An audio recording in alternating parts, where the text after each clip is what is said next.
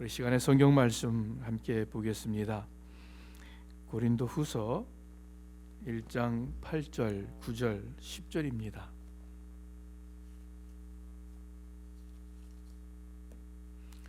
고린도후서 1장 8절, 9절, 10절.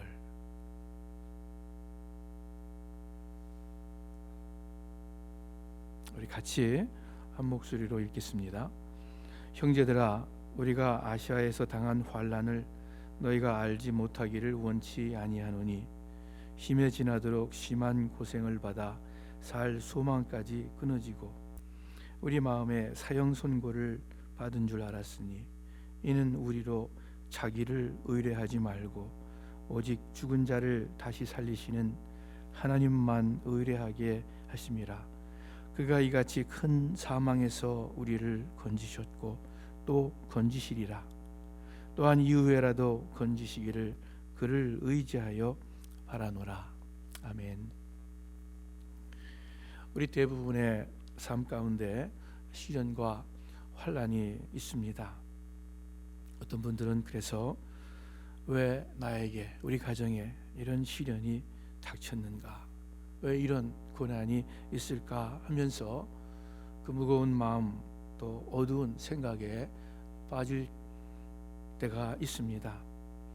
요새는 코로나 바이러스로 인해서 어떤 한 개인이나 한 가정의 문제가 아니라 전 세계적으로 모든 나라, 모든 사회, 모든 사람들이 동일한 어려운 시간을 지나고 있습니다. 우리 인생의 삶과 또 우리 인간의 역사를 주관하시는 하나님의 섭리를 분명히 믿습니다. 그렇다면 우리 삶 가운데 시련과 환난은 어떤 의미가 있습니까? 고난의 길을 지나가는 그리스도인으로서 우리는 우리 삶 가운데 있는 어려운 일들을 어떤 마음 자세로 받아들여야 하겠습니까? 오늘 우리가 읽은 본문은 바울 자신이 겪은 환난을 고린도에 있는 성도들에게 간증식으로 전하는 말씀입니다. 바울이 경험한 환난이 21세기에 우리가 겪는 어려움과 같지는 똑같은 종류는 아닐지라도 기본적으로 결국 삶의 시련과 환난입니다. 우리 교회 식구들 가운데 여러 가지 어려운 일들 겪고 있는 분들이 계십니다.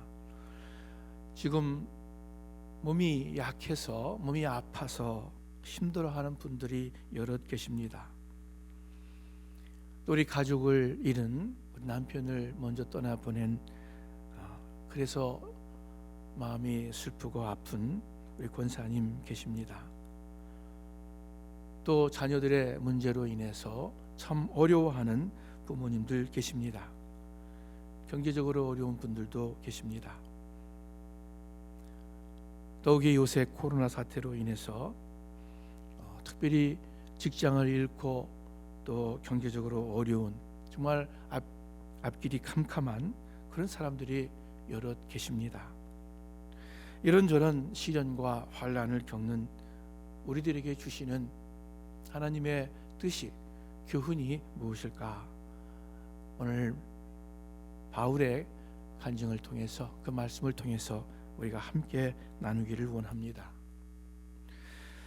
8절에 형제들아, 우리가 아시아에서 당한 환난을 너희가 알지 못하기를 원치 아니한다. 바울이 소아시아 지방, 지금의 터키 지방에서 복음을 전하면서 많은 어려움을 겪었습니다. 외적으로 핍박과 생명의 위험이 있었고 또 내적으로 심한 걱정과 두려움이 있었습니다. 지금 바울이 고린도 성도들에게 편지를 쓰면서 그 자신이 소아시아 지방에서 겪었던 고난을 이야기하는 것입니다. 내가 아시아에서 당한 환난을 너희도 꼭 알기를 원한다 하고 말씀합니다. 그 아시아에서 당한 환난이 무엇이었는지 바울은 구체적으로 밝히고 있지 않습니다. 다만 무척 힘들고 어려웠다고 강조하고 있습니다. 힘에 지나도록 자기 힘으로는 도저히 어떻게 감당할 수 없는 그러한 어려움을 당했다. 그 스스로 감당할 수 없는 무거운 것이었기에 그 무게에 눌려서 기력을 잃었고 살 소망까지 잃었다 고백합니다. 이제 그만하고 싶다. 이제 내가 죽고 싶다 하는 마음까지 들었다는 것입니다. 그뿐 아니라 한 걸음 더 나아가서 그 마음에 이미 사형 선고를 받았다 하고 고백합니다. 어떤 주석가들은 이 바울이 소아시아 지방, 특별히 에베소죠. 그 에베소에서 복음을 전하다가 잡혀서 그 에베소에 있는 그 고대의 큰 원형 경기장에 던져졌고 맹수의 밥이 될 뻔했던 그런 위기의 시간들이 있었다 이야기합니다. 막 그러한 위험한 순간들을 바울이 기억하면서 지금 말씀하고 있는지도 모릅니다. 아무튼 어떤 고난인지 구체적으로는 모르지만 소아시아, 특별히 에베소에서 극심한 환난을 당했습니다. 그리고 이 고린도전서 편지를 통해서 자신의 어려웠던 시간들을 성도들에게 이야기하고 있는 것입니다. 바로 그 다음 구절에 자신의 고난을 언급한 다음에 곧바로 나오는 말이 무엇입니까? 이는 우리가 우리 자신을 의뢰하지 않고 하나님을 의뢰하게 하심이라. 바울이 겪은 고난의 의미를 언급합니다. 바울이 말하고자 하는 것은 자기가 당한 고난 자체가 아닙니다. 어떤 고난이었는지 그 내용도 아닙니다. 바울 사도의 관심은 이는 하면서 그 이유는 하면서 고난의 의미에 관한 것입니다. 아까 너희가 반드시 알기를 바란다 하셨는데 바울은 고린도 교인들이 무엇을 알았으면 좋겠는가? 내가 복음 전도하느라 엄청 고생 많이 했다. 좀 알아달라. 그런 마음 아니겠죠? 이런 저런 환난이 있었는데 하나님이 이렇게 그 고난의 문제를 해결해 주셨다 하는 지금 그런 내용도 아닙니다. 어려움 가운데 하나님께서 놀랍게 역사하셨다 그런 것도 이 구절의 포인트가 아닙니다. 바울이 전하기를 원하는 것은 지금 바울이 고린도 교인들이 알기를 간절히 바라는 것은 자신이 겪은 그 환난, 고난의 의미입니다. 그 의미가 무엇이라고요? 이는 우리가 우리를 의뢰하지 않고 오직 죽은 자를 다시 살리시는 하나님만 의뢰하게 하심이라. 우리가 하나님을 의뢰하는 법을 배우는 것입니다. 의뢰한다는 것은 의지하고 신뢰한다는 것입니다. 의뢰한다는 것은 단지 하나님께서 나를 위해 무엇인가를 해주시겠지 하는 그러한 기대만을 말하는 것이 아닙니다. 하나님을 의뢰한다는 것은 하나님을 믿기에 하나님이 신실하신 분이심을 조금도 의심하지 않기에 그 하나님의 말씀을 듣고 하나님의 지시를 따른다는, 순종한다는 의미가 하나님을 의뢰함에 포함되어 있습니다. 여러분, 우리가 어떤 회사에서 그 재정의 문제를 어떤 변호사에게 의뢰한다, 또는 어떤 재정 전문가에게 의뢰한다 이렇게 말할 때는 그 회사의 재정적인 문제를 그 변호사나 또는 그 재정 전문 컨설턴트의 이야기를 듣고 따라서 회사를 운영해 나가겠다는 그러한 의미가 전제되어 있습니다. 우리가 하나님을 의뢰한다는 것은 하나님을 의지하고 하나님을 신뢰하고 또한 그래서 하나님의 지시를 믿음으로 따른다는 뜻이 있습니다. 여러분과 저 여러 종류의 삶의 시련들 앞에서 바울처럼 먼저 하나님을 의뢰하는 법을 배우시기를 바랍니다. 하나님 의지하고 신뢰하는 것을 배우기를 바랍니다. 바로 그 목적으로 바울이 고린도 전서에서 자신의 고난의 경험을 밝히고 있는 것입니다. 타락한 인간은 기본적으로 하나님을 떠나 자신의 생각과 판단, 자신의 능력을 토대로 살아갑니다. 다른 말로 무엇보다 자기를 신뢰하고 자신을 의지한다는 것입니다. 심지어 그리스도인들까지도 말로는 하나님 하나님 하지만 하나님의 이름을 빌어서 결국 자기의 소원과 자기의 주장과 자기의 생각을 관철시키는 그런 모습을 많이 보게 됩니다. 하나님 중심이 아니라 자기 중심적으로 살아갈 때, 인간이 하나님을 떠나서 자기가 주가 되어서 살아갈 때 하나님은 그 인간의 삶을 흔들어 놓습니다. 그것이 우리 인생이 겪는 시련과 환난입니다. 여러분, 인생의 환난은 우리의 생각 밖으로 찾아옵니다. 예상하지 않았는데, 예측하지 못했는데 닥치는 것입니다. 건강했는데 갑자기 스트로크로 쓰러집니다. 전혀 생각하지 못한 문제들이 생깁니다. 요즘에 우리가 특별히 피부로 경험하고 있습니다. 한 달 전만 해도, 아니 일주일 전만 해도 상상하지 못했던 그러한 일들이 일어나고 있습니다. 이러한 상황 속에서 우리는 무엇을 깨닫습니까? 우리의 생각과 판단이 얼마나 제한적이고 얼마나 부분적인 것인지 우리가 고백하지 않을 수 없습니다.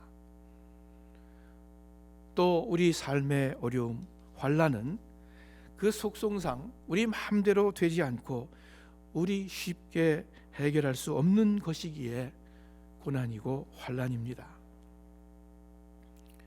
어떤 사람이 의욕적으로 돈을 투자해서 기가 막히게 멋진 식당을 차리고 오픈했습니다.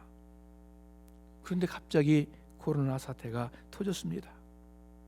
그야말로 속수무책이에요. 아무도 그 누구를 탓할 수가 없습니다. 우리 인간의 제한성과 무능함을 절실히 깨닫게 되는 시간입니다. 그래서 바울도 힘에 지나도록, 내 힘으로 어찌할 수 없는 힘에 지나도록 심한 고생을 받아 자신을 의지하지 않고 하나님만을 의지하게 된 것입니다. 구약 창세기에 보면은 아브라함이 기근이 들어서 그 이스라엘 땅을 떠나서 애굽으로 피난을 갔습니다. 거기서 아내를 누이라고 속이는 실수도 범합니다.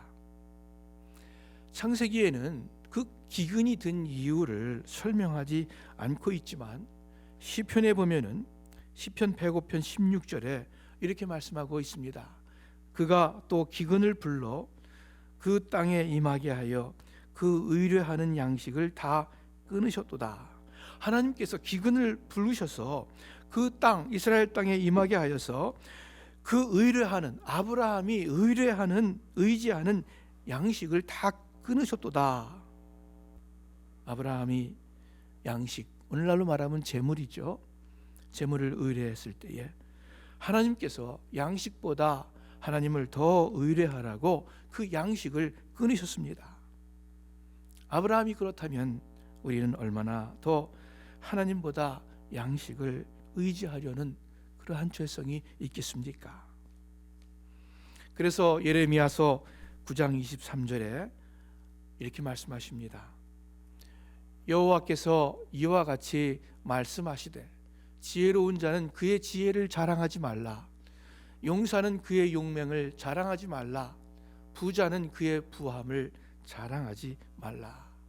여기서 자랑, 이라는 단어 대신에 의지라는 단어를 써도 마찬가지일 겁니다. 하나님께서 말씀하시되 지혜로운 자는 그의 지혜를 자랑하지 말아라. 용사는 그의 용맹을 자랑하지 말라. 부자는 그의 부함을 자랑하지 말라.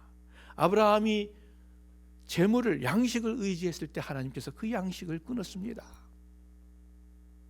느부갓네살 왕이 그의 영광과 지식과 그의 권세를 의지했을 때 느부갓네살 왕에게 하나님께서 그 정신의 질환이라는 무서운 병을 주셨습니다. 힘센 사람은 그의 힘을 의지하지 말아야 하겠습니다. 똑똑한 사람은 자신의 똑똑함을 의지하지 말아야겠습니다. 인격이 훌륭한 사람은 그의 인격을 의지하지 말아야 합니다. 심지어 신앙이 좋은 사람, 그의 신앙을 의지하지 말아야 합니다. 오직 하나님만을 의지하고 하나님만을 의뢰하기를 바랍니다. 바울이 환난을 통해 하나님만을 의뢰하게 되었다. 여러분과 저 마찬가지겠죠. 더 그러하겠죠. 우리 삶의 시련들을 통해서, 우리의 어려움들을 통해서 하나님만을 의뢰하는 법을 배우기를 우리 주님의 이름으로 축원합니다. 그랬을 때 어떤 결과가 나타났습니까? 하나님께서 사형선고와 같은 그 큰 사망이라고 말하고 있습니다. 그 어려움 가운데서 바울을 건지셨습니다. 하나님께서 어떤 방법으로 어떻게 건지셨는지 구체적인 언급은 없습니다. 단지 고난 가운데, 그 환난 가운데 하나님께서 도와주셨고, 그리고 하나님께서 구원하셨다는 사실을 바울이 감사함으로 간증할 뿐입니다. 그리고 앞으로 또 고난이 있을 터인데 그때도 하나님께서 구해 주실 것이다. 그를 의지하여 바라노라 하고 말씀하고 있습니다. 바울을 건져주신 하나님은 자신을 의뢰하는 자를 절대로 그냥 내버려 두지 않습니다. 지켜주시고 인도해 주시고 보호해 주시고 그리고 구원해 주십니다. 그래서 예레미야 17장 7절에는 우리 다 같이 한번 읽어보죠. 짧은 구절입니다. 무릇 여호와를 의지하며 여호와를 의뢰하는 그 사람은 복을 받을 것이라. 하나님을 의지하고 하나님을 진심으로 의뢰하는 사람 복을 받는다 약속하고 있습니다. 여러 가지 복 가운데 어떤 복을 얻습니까? 하나님을 의뢰할 때 환경을 초월한 평안을, 안식을 하나님께서 허락해 주십니다. 다윗은 시편 23편에서 여호와는 나의 목자시니 내가 부족함이 없으리로다. 푸른 초장으로 인도하시고 쉴만한 물가로 인도하시고 그렇게 참 평안과 안식을 고백합니다. 지금 다윗은 자신을 양에 비유하고 하나님을 목자에 비유해서 이 시를 쓰고 있습니다. 다윗은 목동이었어요. 양을 치는 사람이었어요. 양에 대해서 잘 알았을 것입니다. 양은 약한 동물입니다. 약한 동물은 쉽게 놀라고 쉽게 불안해합니다. 백수의 왕 사자는 잠을 자더라도 아주 평안하게 24시간 태평하게 잠을 잡니다. 그 이유는 두려움이 없기 때문에요. 왜? 자신이 가장 강한 사실을 알고 있기 때문에 평안을 누리는 것입니다. 그러나 양은 또 양뿐만 아니라 토끼나 노루나 그 약한 동물들은 주위에서 바스락 소리만 나도 놀래서 무작정 도망갑니다. 무슨 일이 일어나는지 확인하기 전에 무조건 뛰기 시작합니다. 왜? 늘 두려움이 있기 때문에 그래요. 언제 어디서 자기보다 힘센 동물, 사자나 호랑이가 나타나서 자신을 해칠지 모르기 때문에 항상 긴장과 불안 상태로 지냅니다. 양은 이렇게 원래 평안과는 거리가 먼 동물입니다. 그런데 다윗은 자신을 양에 비유하면서 그가 나를 푸른 초장에 누이시며 쉴만한 물가로 인도하신다. 말할 수 없는 그 어떤 세상의 시보다도 더 깊게 평안과 안식을 노래합니다. 어떻게 그럴 수가 있습니까? 양이 선하신 목자, 능력의 목자가 자신을 인도하고 보호하신다는 사실을 알았기 때문이겠죠. 다윗이 하나님을 진심으로 믿고 진심으로 의뢰했기 때문에 그러한 시를 쓸 수 있었을 것입니다. 나를 사랑하시는, 나를 지켜주시는 좋으신 하나님이 있기 때문에 그 어떤 침입자가 있다 할지라도 내가 두려워하지 않고 평안을 누린다 하는 그 시로 자신의 믿음을 고백한 것입니다.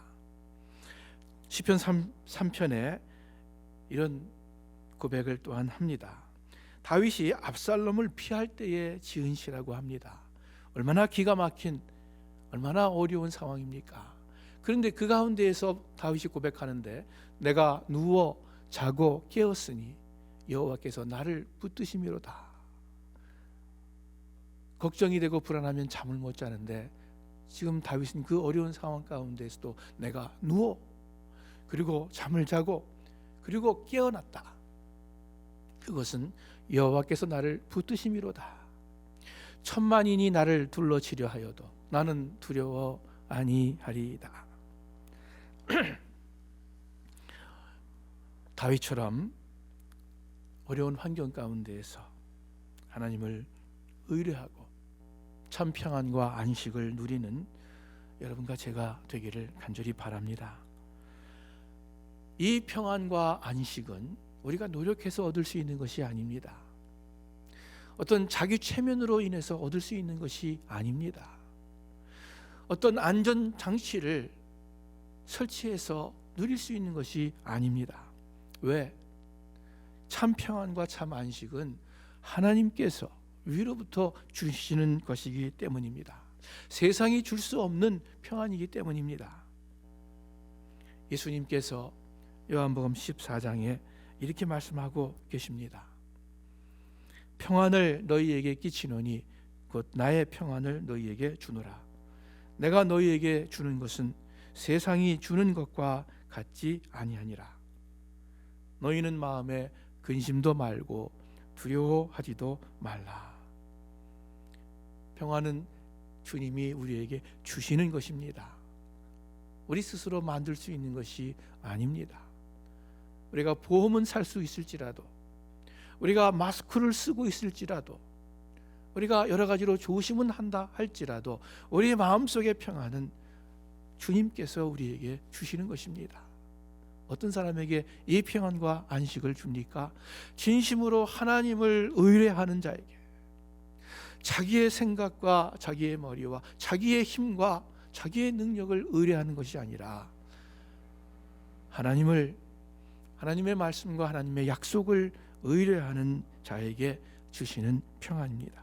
세상이 줄 수 없고 세상이 알 수도 없고 세상이 빼앗아갈 수도 없는 절대적인 평안, 우리 하나님께로부터 옵니다. 19세기 말에 시카고에 H.G. 스패포드라는 변호사, 또 법리학 교수, 신학교 이사가 있었습니다. 1873년 이분의 가정에 큰 환란이 닥쳤습니다. 시카고 그 대화재로 인해서 집이 불타서 잿더미가 되었습니다. 그 다니던 교회, 이 무디 교회를 다녔는데 그 무디 교회도 다 불타서 무너졌죠. 이 스패포드는 약한 아내의 휴양을 위해서 그 가족들과 함께 유럽으로 출발하려고 했는데 이 대화재로 인해서 자신은 일을 해야 하겠기에 못 가고 먼저 아내와 내 딸을 미국으로 여행을 보냈습니다. 자신은 며칠 뒤에 따라가기로 한 것이죠. 그런데 그 가족들이 탄 배가 대서양을 지날 때에 어떤 큰 영국 배와 정면으로 충돌하게 됩니다. 수백 명의 선객들이 익사하였습니다. 이 스패포드의 부인은 익사하기 직전에 실신을 당한 채 그래도 간신히 구조되었습니다. 4명의 아이들은 다 물에 빠져 죽었습니다. 9일 후에 이 스패포드 부인이 미국이 아니라 영국이죠. 미국에서 영국으로 떠난 거죠. 영국 웨일즈에 도착해서 남편에게 전보를 쳤습니다. Saved alone. 자기 혼자 구원받았다, 구조됐다. 나머지는 다 죽었다라는 뜻이죠. 이 스패포드가 그 전보를 받고 서둘러서 이제 영국으로 가는 배를 탔습니다. 그가 탄 배가 그 대서양의 사고 지점을 지나면서 그는 그 이루 말할 수 없는 아픔과 슬픔으로 밤이 새도록 하나님께 울부짖었다고 합니다. 그러다가 새벽 3시경에 그는 과거 그 어느 때도 체험해보지 못한 말할 수 없는 평강이 마음 가운데 가득 차는 것을 알게 되었습니다. 그는 그때 너무 그 평안으로 마음이 벅차서 종이를 꺼내어서 글을 쓰기 시작했습니다. 내 평생에 가는 길 순탄하여 늘 잔잔한 강 같든지 또는 큰 풍파로 무섭고 어렵든지 나의 영혼은 늘 편하다. 내 영혼 평안해. 내 영혼 평안해.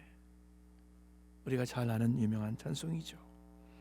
그래서 블리스라고 하는 작곡가에게 자신의 찬송시를 보여줘서 작곡을 부탁해서 우리가 애송하는 413장 찬송가가 탄생하게 된 것입니다. 나중에 이 스패포드는 그 시카고를 떠나서 예루살렘에 가서 수도원에 정착하게 됩니다. 스패포드가 그 기가 막힌 환난 가운데 체험한 평안, 이 세상이 이해할 수 없고 또 이 세상이 믿지도 않을 거예요. 어쩌면 조롱할지도 몰라요. 그러나 그 평안은 거짓된 것이 아니고 인위적으로 만들어낸 것도 아니고 오직 하나님께서 그의 마음 가운데 부어주신 것입니다.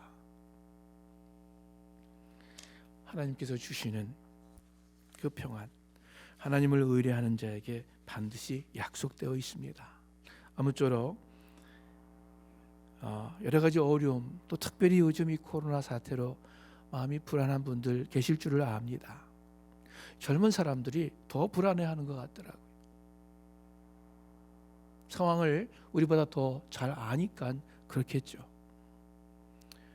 우리가 모든 것을 준비하고 주의하고 또 해야 할 일을 다 하고 또 정부의 지침을 따르고 다 하되 우리는 먼저 하나님을 의뢰하는 법을 배워야 하겠습니다.